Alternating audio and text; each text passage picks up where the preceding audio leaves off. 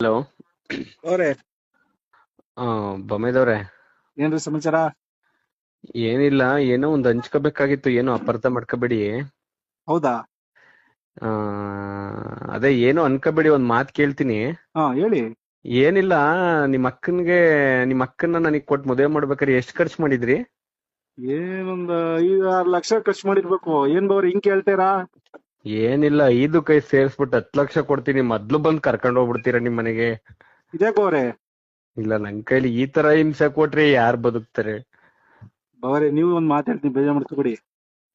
ಹೇಳಿ ಹೇಳಿ, ನಂಗೆ ದುಃಖ ತಡಿಯಕ್ ಆಯ್ತಾ ಇಲ್ಲ. ಇಲ್ಲ, ಹೇಳಿ. ಸಮಾಧಾನ ಮಾಡ್ಕೊಳ್ಳಿ. ಹ್ಮ್.